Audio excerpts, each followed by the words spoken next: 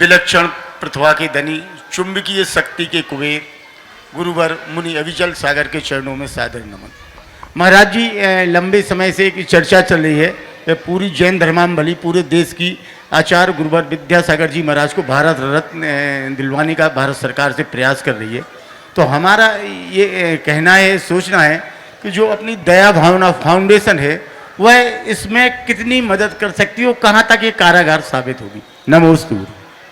दया भावना foundation का जो अभी लक्ष्य लेके चल रहे हैं हम, भारत के प्रत्येक 4 लाइन अथवा राष्ट्रीय महामार्गों पर प्रति 150 से 200 किलोमीटर के अंतराल पर एक आचार्य विद्यासागर गौ अस्पताल की हम लोग एक भावना रख रहे हैं और पूरे भारत से हम इसके सहयोग की अपेक्षा रखते हैं। सभी धर्म, सभी पंथ परंपराएं, जो भी हमारे भगवान राम के वंशज है, कृष्ण के वंशज है, भगवान महावीर के वंशज है, हम सभी अहिंसा प्रेमी हैं। जैन ग्रंथ जो धौला है, उस धौला में एक प्रकरण आता है। उसमें एक शिष्य जो है भगवान महावीर को प्रश्न पूछता है, हे भगवान महावीर, इस संसार में धन क्या है, वैभव क्या है, संपदा क्या है, विभूति क्या है, ऐश्वर्य क्या है? और भगवान जी ने सिर्फ एक ही शब्द में उसका जवाब दिया और वो जवाब था सा गौ। सा माने वह, गौ, गाय ही धन है, संपदा है, वैभव है, ऐश्वर्य है, विभूति है। इसको वहां ऐसा लिखा है, यह श्री, यह माने क्या है, श्री माने लक्ष्मी, वैभव, समृद्धि, संपन्नता। यहां श्री प्रश्न चिन्ह आया उसके आगे कि हे प्रभु क्या है श्री? श्री माने अंतरंग लक्ष्मी, बहिरंग लक्ष्मी, जो भी आपको अर्थ निकालना है प्रसंग के हिसाब से। तो भगवान ने एक ही लाइन में जवाब दिया, एक लाइन भी नहीं, एक शब्द में, सा गौ। तो इसीलिए आदिनाथ भगवान से लेकर के यहां तक जो भी गौवंश है उसकी सबसे अधिक रक्षा, सुरक्षा, पालन पोषण अगर किसी कुल ने किया है वो जैन कुल ने ही किया है। भगवान श्री कृष्ण भी जैन कुल ही में ही थे और उन्होंने जितना गायों के प्रति अपना कर्तव्य पूरा किया उतना धरती पर साक्षात और प्रत्यक्ष रूप से किसी भी परमात्मा ने प्रकट रूप से उनका उपकार करते हुए नहीं देखा गया। कृष्ण भगवान तो बाल्यावस्था से लेकर के पूरी युवा अवस्था, प्रौढ़ अवस्था तक जो है गायों के अगल बगल में ही उनका सारा जीवन चरित्र देखा जाता है। और ऐसे ही तीर्थंकरों ने भी समय समय पर इस प्रकार का उपदेश दिया और हमारे जैन धर्म का पूरा अधिकार बनता है इस पूरे भारत देश के ऊपर कि 24 तीर्थंकरों की यह जन्मस्थली है। गर्भ, जन्म, तप, 5 कल्याणकों से सिंचित, अध्यात्म से सिंचित, अहिंसा के संपूर्ण संस्कारों से सिंचित यह भारत भूमि है। और इस भारत भूमि में वर्तमान समय में जो एक भौतिक जगत का विकास जिसको बोलते हैं, भारत का आर्थिक विकास, राजनीतिक विकास और राष्ट्रीय महामार्गों का भी काफ़ी विकास हुआ है। राष्ट्रीय महामार्गों का विकास होने के उपरांत जो आसपास के खेत खलियान, गांव के गाय थी, पशु पक्षी थे, वो रोड पर आकर के बैठने लगे। और आज भी इस भारत में पिछले 20 साल से जितना विकास हुआ है, 15-20 साल से राष्ट्रीय महामार्गों का, तो उस पर एक कटु अनुभूतियाँ सबको मिल रही है कि बहुत सारी सैकड़ों की संख्या में गायों का वहाँ एक्सीडेंट होना, घायल होना, जख्मी होना, पेट फटना, मुख फटना, इतनी क्षत विक्षित चितड़े उड़ जाते हैं गायों के। और कई सारे ऐसा नहीं कि गाय कोई मरती ही है हमेशा, 70-80% तो वो जीवित ही रहती है। लेकिन उन सारे पशु पक्षियों के उपचार में कोई व्यवस्था भारत के किसी भी कोने में, किसी भी केंद्र सरकार के द्वारा, राज्य शासन के द्वारा, ना किसी गांव में है, ना नगर में है, ना महानगर में है। कोई भी किसी भी नगर का व्यक्ति को आप प्रश्न पूछो, आप अपने नगर की हालत देखो कि आज मैं आपको एक घायल गाय दे रहा हूं या धर्मसभा में जितने लोग बैठे हैं, कौन व्यक्ति कहां उस घायल गाय को लेके जाएगा? बस मुझे उसका एड्रेस दे दो, जहां उस घायल गाय के ऊपर 1 चम्मच हल्दी लगा दिया जाएगा, बैंडेज लगा दिया जाएगा और जब तक उसका जख्म ठीक नहीं होता तब तक उसको सुरक्षित रूप से उपचार किया जाएगा। कोई भी व्यक्ति उठ करके बता दे। तो भगवंतों के, अरहंतों के मुख से जिस गाय के लिए लक्ष्मी, वैभव, संपन्नता, ऐश्वर्य, विभूति ऐसे शब्द निकले हैं, तो हम जैनियों को अब बताइए कि हमने जहां जहां आज तक दान दे दिया, एक्चुअली जिनेंद्र भगवान ने कहा दान देने के लिए कहा था, जिनेंद्र भगवान ने कहा आपको सारा सबसे ज्यादा इन्वेस्ट करने के लिए कहा था, वो है दया, वो है करुणा, वो है परोपकार, वो है परस्पर उपग्रह जीवानाम। आपका सबसे अधिक जो भी आपके पास है, मन है, बुद्धि है, शरीर है, धन है, वैभव है, समृद्धि है, जो भी आपके पास था उसको आपको इन्वेस्ट करना चाहिए दया के क्षेत्र में। और जैसा कि इन्होंने कहा कि आचार्य श्री को भारत रत्न, हमारे निर्यापक आचार्य मुनि पुंगव सुधासागर महाराज जी की सबसे पहली घोषणा आचार्य श्री के समाधि के बाद अगर कोई है, उनके अंतःकरण से निकली हुई वाणी है। और हम शिष्य हैं उनके, हम उनके बहुत छोटे एक भक्त है, हम उनके प्रति अपने अंतःकरण में उनके दिगंबर मुद्रा को धारण करके हम अपने कर्म को नष्ट करते हैं। हम चाहते हैं कि हमारे पूरे आठों के आठों कर्म हम ऐसे महापुरुषों की सेवा, शुश्रूषा, सम्मान भाव हृदय में धारण करके हम अपना उद्धार करना चाहते हैं। और यह हमारा जीवन, आध्यात्मिक जीवन, साधना का जीवन, रट्टैस मूल गुणों की चर्या तो हमारी चल ही रही है, साथ में उनके गुरु के मुख से निकले हुए शब्दों का। और आचार्य विद्यासागर महाराज जी का जो स्वयं का स्वप्न था, क्योंकि हम लोगों ने जब दया भावना फाउंडेशन के उस समय 2-3 अस्पतालों की भूमिका बन गई थी, दिसंबर जनवरी महीने के आसपास हम लोग गए थे, नवंबर या दिसंबर महीने में। तो उस समय आचार्य श्री ने बहुत अच्छे से आशीर्वाद दिया था कि नहीं, बहुत अच्छा पशु चिकित्सालय बनना चाहिए। उस समय हमारे मानस पटल पर बस इतना सा था कि हाँ 3-4 जगह हम लोग बना लेंगे। लेकिन कुछ समय के बाद समाधि हो गई। समाधि के बाद फिर जब मैं पहुँच गया द्रोणगिरी, तब गुरुदेव के मुख से थोड़ा सा, उसके पहले भी सुना था, कुंडलपुर के पहले गुरुदेव के सुधासागर महाराज जी के मुख से, तो फिर वहाँ चिंतन में आने लगा कि अपन को सही में कुछ करना चाहिए। और अपन का जो 4 अस्पताल का योजना है, अपन उसको बढ़ा करके 108 अस्पतालों की व्यवस्था करते हैं। ना ही मैंने कभी समाज में आज तक रहा, 20 साल के संन्यास अवस्था में लगभग 18 साल तो मैं एकांत में रहा। सिद्ध क्षेत्र है, अतिशय क्षेत्र है, अन्य एकांत स्थानों में रह करके अपनी साधना भक्ति करता रहा। मेरी रुचि उसी में थी, इसलिए ज़्यादा ना मैंने कभी प्रभाव ना की है, ना कभी मैंने जनसंपर्क किया है, ना कभी प्रवचन किया, ना कभी प्रवचन करके लोगों के बीच में कभी बैठा हूँ। पहली बार ही ऐसा हो रहा है, वो भी सुधासागर महाराज जी के आशीर्वाद से ही हो रहा है। लेकिन अगर ये ललितपुर का अस्पताल पहला अगर बहुत अच्छे रूप में अगर जगत के सामने, विश्व के सामने, विश्व पटल पर प्रकट होता है, तो आप विश्वास मानिए 108 अस्पताल बनने के लिए 10 साल भी नहीं लगेंगे। क्योंकि कोई भी भारत का व्यक्ति आज के तारीख में यह बोल नहीं सकता इसकी कोई आवश्यकता नहीं है। मंदिर के लिए 100 में से 80 लोग बोल देंगे कि भाई इसकी क्या जरूरत है, देख लो, सोच लो, जरूरत हो तो कर लो। लेकिन ये एक ऐसा विषय है, इसमें आपका दिया हुआ दान 100% किसी ना किसी डायरेक्ट पशु के उपचार में, जिसका ना कोई व्यवस्था नहीं। इस पूरे ब्रह्मांड में 800 करोड़ लोग रहते हैं, लेकिन उनके द्वारा कभी ऐसा सोचा नहीं गया कि हमें पशु पक्षियों के उपचार में काम करना है। और आपको अगर दया भावना फाउंडेशन क्या काम करता है अगर आपको देखना है तो यूट्यूब चैनल जरूर देखना। दया भावना फाउंडेशन के नाम से यूट्यूब चैनल है, उस पर लगभग 4,500 गायों के वीडियो ट्रीटमेंट करते हुए कितनी टुकड़े टुकड़े हो जाते हैं, पैर कैसे कटते हैं, मुख कैसे फटा रहता है, आपको प्रत्येक गाय के जख्म, उसके कीड़े मकोड़े, जो भी उसकी पीड़ा होती है स्पष्ट उसमें वीडियो में दी गई है। आप आराम से कभी भी देख सकते हैं कि हम इस आचार्य विद्यासागर गौ अस्पताल में आखिर करने क्या वाले हैं। कई लोगों को ऐसा लगता है कि पशु चिकित्सालय क्या है ये।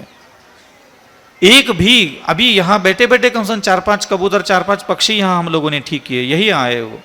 लोगों को पता चला कि अगर कोई मुनि महाराज ये पक्षी चिकित्सालय चला रहे तो यही आकर के छोड़ के चले गए। तो जब लोगों को पता चलेगा कि यहाँ आवारा पशु पक्षियों को ट्रीटमेंट होता है तो निश्चित रूप से वो हमारे केंद्र पर आएंगे। और दिगंबर पंचायत समिति के तत्वावधान में निर्माण इस गौ अस्पताल के लिए जरूर आसपास के 50-100 गांव के द्वारा दुआएं भी दी जाएगी और उनके द्वारा उसकी प्रशंसा भी की जाएगी। और एक बार नहीं, जब जब वहाँ किसी भी घायल पशु पक्षियों का उपचार होगा, सारा संसार, सारे देवी देवता, सारे रिद्धिधारी सिद्धारी मुनि महाराज, पूरा ब्रह्मांड आपको इतनी दुआएं देगा कि हाँ ये बहुत अच्छा काम किया जिसमें दूसरों का कल्याण होता है। आपने अपने आत्म कल्याण के लिए, अपनी आने वाली 100 पीढ़ियों के आत्म कल्याण के लिए इतना बड़ा जिनालय खड़ा कर सकते हो 200 करोड़ का हमारे गुरुदेव की आज्ञा से। तो ये तो 4-5 करोड़ का अस्पताल है और ये तो प्रभु आज्ञा है। प्रभु ने तो यही समो शरण में बैठ करके करने के लिए कहा था आपको। ये ध्यान रखना कि दया ही करने के लिए कहा था, करुणा ही करने के लिए कहा था। और आपकी जिम्मेदारी बनती है ये अस्पताल का आप निर्माण भी करें। और कोई भी व्यक्ति ऐसा सक्षम व्यक्ति है जिसको लगता है कि हम एक अस्पताल बना सकते हैं, तो हमने एक मिनी अस्पतालों का प्रोजेक्ट भी बनाया है। इसमें लगभग 1.5 करोड़ की राशि उस अस्पताल में लगेगी। ये तो हम लोग बड़ा अस्पताल बना रहे हैं, लेकिन एक छोटे अस्पतालों की रचना भी हमने की है। उसमें 40 लाख रुपए की हम लोग ज़मीन लेंगे हाईवे के किनारे। लगभग 65 से 70 लाख रुपए का अस्पताल बनेगा, जिसमें अस्पताल भवन, भूसाघर, स्टाफ रूम, एम्बुलेंस बड़ी वाली, छोटी बाइक, अन्य 1-2 जो कमरे होते हैं स्टोर रूम के रूप में, मेडिकल के रूप में, वो कमरे, ऐसे 60-70 लाख रुपए का उसमें पूरा कंस्ट्रक्शन कंप्लीट हो जाएगा, ज़मीन प्लस कंस्ट्रक्शन। और बाकी की जो राशि होगी 50 लाख रुपए, हम उस अस्पताल के लिए 100 साल तक वो अस्पताल चलता ही रहे, कभी अबाधित रूप से कभी बंद ना हो, इसके लिए उसके डिपॉजिट सुरक्षित रखेंगे। और वहाँ जहाँ हम अस्पताल खड़ा करेंगे, वहाँ के आसपास जो भी जैन समाज होगी और जो भी गौ भक्त होंगे, ऐसे 100 लोगों की, 50 लोगों की एक टीम बना देंगे हम, और जिनके द्वारा प्रति माह के 200-500 रुपये लिए जाएंगे। और ऐसे लोगों के द्वारा 20-40 हज़ार रुपये वो आ जाएगा। और ये रेगुलर अपना जो डिपॉजिट होगा वो ऐसा प्रति माह का लगभग 1 लाख रुपए के खर्चे में हमारा एक अस्पताल सैकड़ों वर्षों तक वहाँ पूरे हाईवे पर सेवा देता रहेगा। इसमें सिर्फ घायल गायों का ही उपचार होगा ऐसा नहीं है, सारे जितने भी पशु पक्षी है सबका उपचार होगा। दूसरा, हाईवे पर हम लोग हमेशा रेडियम बेल्ट भी लगाते हैं। जहाँ जहाँ भी हमारा 3-4 जगह अभी अस्पतालों का प्रोजेक्ट चल रहा है, एक्टिव है, वहाँ से हम लोग लगभग अभी 3 साल में 12,000 गायों को हाईवे पर घूमने वाली रेडियम बेल्ट लगा चुके हैं। यहाँ भी रेडियम बेल्ट अभी है, आए हुए हैं, जिसमें महानुभावों को लगता है कि भाई हम भी गले में रेडियम पहनाना चाहते हैं तो आप लेकर के जाइए, पहना करके आ जाइए, कोई मना नहीं है। तो इस प्रकार अगर हम गौ अस्पताल बनाते हैं तो गायों की, घायल गायों का, दूसरा सिर्फ हाईवे की जख्मी गायों का हम उपचार नहीं करेंगे। जहां हमारा अस्पताल बनेगा उसके पूरा पश्चिम, दक्षिण, उत्तर चारों दिशाओं में जो भी 50-60 किलोमीटर के डिस्टेंस पर जो 50-100 गांव होंगे, उस गांव में भी जाकर के हम सारे आवारा पशु पक्षियों के उपचार करेंगे। सबसे पहले तो वहां पहुंचेगा बाइक से डॉक्टर, जहाँ से भी फ़ोन आएगा वहाँ से बाइक से डॉक्टर पहुँचेंगे। वहाँ जा कर के देखा जाएगा कि ये माइनर इंजरी है क्या मेजर इंजरी है। अगर छोटी जख्म है, छोटी तकलीफ है, तो उसको वही ट्रीटमेंट आदि दे करके हम वहाँ रखेंगे। और मेजर इंजरी है तो हम वापस आकर के एम्बुलेंस ले जा करके उसको वहाँ से हम शिफ्ट करेंगे और गौशाला में रखेंगे, उपचार करेंगे जब तक वो स्वस्थ नहीं होती। और स्वस्थ होने के उपरांत जो आसपास की सरकारी गौशाला है वहाँ हम उस गाय को शिफ्ट करेंगे। ऐसा नहीं कि दोबारा हम उसको रोड पर भी नहीं छोड़ेंगे। गायों का एक्सीडेंट होता है कई बार, हम अनुभव अभी 3-4 साल का यही है, लगभग 5,000 गायों के उपचार करने के बाद, कि हम वहाँ उपचार कर पा रहे हैं जहाँ हमें जख्म दिखता है, अभी खून बह रहा है, हड्डी टूटी मालूम है, लेकिन एक्सरे मशीन नहीं है, इंडोस्कोपी मशीन नहीं है। तो उसके कारण क्या होता है, हमें पता ही नहीं चलता उसकी पसलियाँ भी कितनी टूटी है, मुख्य जबड़े में कितना सारा टुकड़ा हो चुका है। तो उसका डिटेलाइजेशन करने की भी व्यवस्था भारत में कहीं भी नहीं है। किसी भी गाय का, किसी पशु पक्षियों का कोई भी एक्सरे मशीन मेरे ख्याल से पूरे राज्य में नहीं होगा कि जहां गाय का एक्सरे निकालने के लिए कोई बैठा हो। प्राइवेट एनिमल जो डॉक्टर होते हैं वो छोटा छोटा यूनिट रखते हैं, उनके पास वो पालतू जानवर वाले आते हैं, पैसा देते हैं खूब सारा और निकल जाते हैं। तो उनकी तो वहाँ व्यवस्था हो रही है, लेकिन वो सारे डॉक्टर्स तो सेवा करने के लिए तो रोड पे आएंगे नहीं, सैकड़ों हजारों पशुओं के लिए। तो इसलिए हमने ऐसा एक भावना रखी पार्श्वनाथ भगवान के सामने और अभिनाथ भगवान के सामने कि ऐसे महानुभव अगर कोई भारत के किसी भी महानगर के बाहर अगर कोई गौ अस्पताल बनाना चाहता है, पशु पक्षी चिकित्सालय, तो मिनिमम जो राशि है वो 1.5 करोड़ की रखी है। इस राशि में हम लोग, और जो बड़ा अस्पताल की एक दूसरा जो प्रोजेक्ट है बड़ा अस्पताल का, उसकी राशि रखी है हमने 2.5 करोड़ की। उसमें हम लोग थोड़ा बड़ा सेटअप करेंगे ताकि जैसा नगर होगा, जैसी आवश्यकता होगी, वैसा ही हम वहाँ बड़ा और छोटा अस्पताल बनाते चले जाएंगे। तो ये भावना है। और आचार्य विद्यासागर महाराज जी, जिन्होंने पूरे अपने आत्मकल्याण और हमारे जैन धर्म में उत्पन्न होने वाले सारे भव्य आत्माओं के लिए तो बहुत मेहनत की है।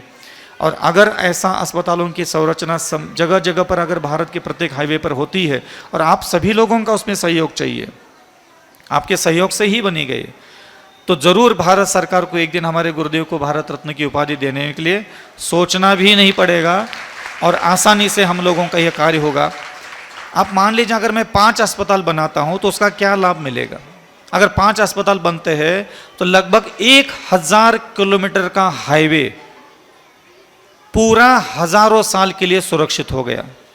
हम जमीन भी लेंगे हाईवे के किनारे, क्योंकि अब ये राष्ट्रीय राजमार्ग जो बन चुके हैं 4 लाइन 6 लाइन, ये कभी मिटेंगे नहीं, ये बढ़ेंगे चौड़े होंगे लेकिन घटेंगे नहीं, मिटेंगे नहीं कभी।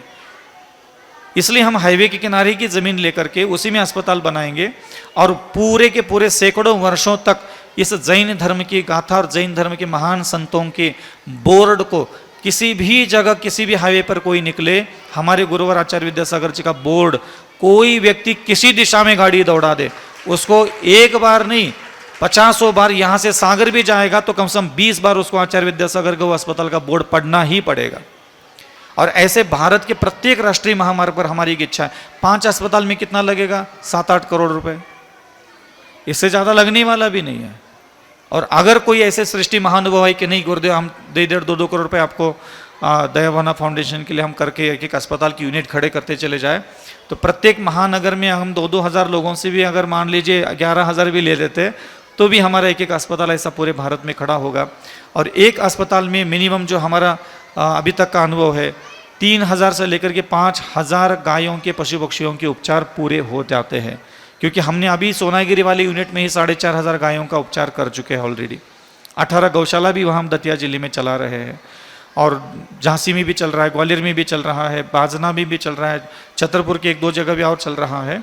तो सब जगह जहाँ जहाँ भी हम लोग कोशिश कर रहे हैं, तो 3 साल ही हुए हैं संस्था को चालू करके।